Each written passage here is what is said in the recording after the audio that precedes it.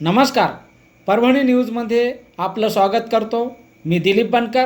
पाहूया आजच्या ठळक घडामोडी. परभणी जिल्हाधिकारी कार्यालयासमोर आयटक संघटनेच्या वतीने भव्य बेमुदत धरणे आंदोलन करण्यात आले. कॉम्रेड मोग्गाजी बुरुड राज्य उपाध्यक्ष यांनी हे आंदोलन सुरू केले होते. जिल्हा परिषद व पंचायत समितीच्या सार्वत्रिक निवडणुका 2026च्या आशा वर्कर यांनी मतदानाच्या दिवशी सकाळी 7 ते 8 वाजेपर्यंत आपली ड्युटी बजावली. त्याचा 1 दिवसाचा भत्ता 500 रुपये मिळावा यासाठी हे धरणे आंदोलन करण्यात आले. आशा वर्करांना ताबडतोब भत्ता देण्यात यावा अशी मागणी कॉम्रेड मोग्गाजी बुरुड राज्य उपाध्यक्ष यांनी केली आहे. यावेळी जिल्हाधिकारी कार्यालयासमोर आशा वर्कर मोठ्या संख्येने धरणे आंदोलनास बसल्या होत्या. या ठिकाणी आज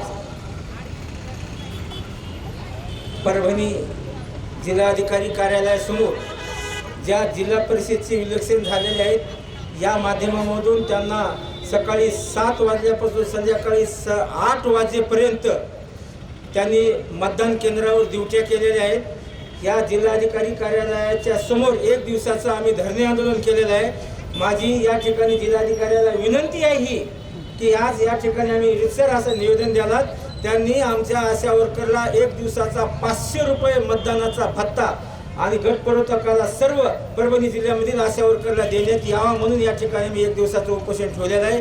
या ठिकाणी जर जिल्हाधिकारी साहेबांनी जर आमचं या मागण्याचा विचार जर नाही केला तर आम्ही यांना पुन्हा अजून जलभर आंदोलन केल्याशिवाय राहणार नाहीत आणि मतदानाचा भत्ता वसूल केल्याशिवाय राहणार नाहीत. म्हणून 1 दिवसाचं आम्ही बेमुदत धरणे आंदोलन या ठिकाणी आयटक संघटनेच्या वतीने ठेवलेलं आहे आणि येईन त्या 12 तारखेला बेमुदत महाराष्ट्रामधील सर्व संघटनासाठी केंद्र सरकारनं आशा वर्करला 26,000 रुपये मानधन करावं आणि गटपुरवठाकाला 37,000 रुपये मानधन करून कायमस्वरूपी करावं आणि पेन्शन 1 रकमी 10 लाख रुपये देण्यात यावं. या माध्यमामधून 1 दिवसाचा संप पूर्ण महाराष्ट्रातल्याच नाही तर पूर्ण देशामधल्या महिला एका 1 दिवसामध्ये संपामध्ये सामील होणार आहे असं आयटक संघटनेचा राज्य उपाध्यक्ष कॉम्रेड मोग्गाजी बुरुड या ठिकाणी मी आवाहन करतो की 12 फेब्रुवारी रोजी कसल्याही प्रकारे ऑनलाईन असो का कोणतेही कामं सर्व योजने कामगारांनी करू नये एवढंच या ठिकाणी बोलतो. जय हिंद, जय महाराष्ट्र. आयटक संघटनेचा लाल भावट्याचा आमच्या मागण्या हक्काच्या मतदानाचा ड्युटीचा भत्ता मिळालाच पाहिजे. कोण म्हणताय देणार नाही, कोण म्हणताय देणार नाही. हम सब धन्यवाद सर. करतो पण आपल्यामध्ये इतक्या काही आशा आहेत की त्यांचे वय झालेले आहेत, रिटायरमेंटला आलेले आहेत.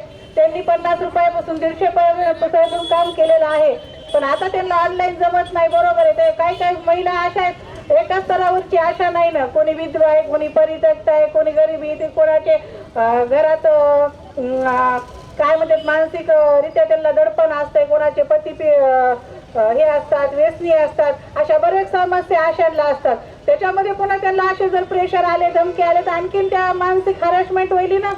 शरीरापेक्षा जास्त मानसिक हॅरॅसमेंट आशाची होईल ही कोणाच्या लक्षात येईना.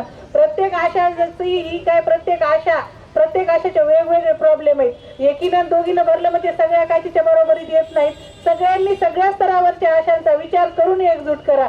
आम्ही ते सांगतो, सगळ्यांचा विचार करा. आज मला येते, मी करायले, मी फोटो टाकले, मी वाह गेले, त्याच्यात मजा नाही. आपल्याला सगळ्याला सोबत घेऊन चालायचंय. आपल्याला एकट्याला कोणालाच पुढे जायचं नाही. आज त्यांनी सांगितलं त्यांच्या अगोदर पण आज 6 महिने झालं पगार नव्हती आपली तर तेव्हा पण आमच्यासोबत आल्या होत्या मानधन दिला. तेव्हा सुद्धा त्या रडल्या की म्हणलं माझं कुटुंब माझ्या एकटीवर आहे, 3-4 लेकरं आहेत, त्यांचं शिक्षण आहे आणि मला 4 महिने झालं पगार नाही. मी कुठून त्यांचं माझं घर चालवायचं, कुठून हे करायचं. चिवळे सर समोर त्या बोलल्या होत्या, रडल्या होत्या.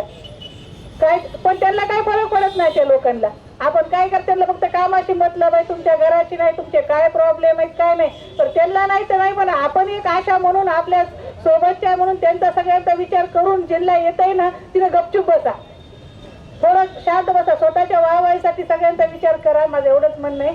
आता या पण वयस्कर बाई यांची काहीतरी अशीच अडचण असणार आहे. ऐका आता केशरला नारायण थोडे पिंपळदरी PhD. मी काय केलं ह्याच्यामध्ये गावाला गेले आमच्या ह्याला उपकेंद्राला 600 ऐका. मी गावाला गेले की गावातल्याच एका आशाने लगेच मॅडमला फोन केला की मॅडम असं असं ती बाहेरगावला गेली आहे, आधी तिने फोटो टाकला. बरं टाकला, मान्य आहे, कोणी सगळं तसेच करायला असतं, आपणच नाही. मग मी काय केलं, मी भोळेपणावर जात होते, माझं शिक्षण कमी, मला वाटायचं की शिवा मला खूपच माझ्या जवळची आहे. मी शिवाला असं समजायचं की शिवाने काय केलं की एक दिवस माझा घातच काढला.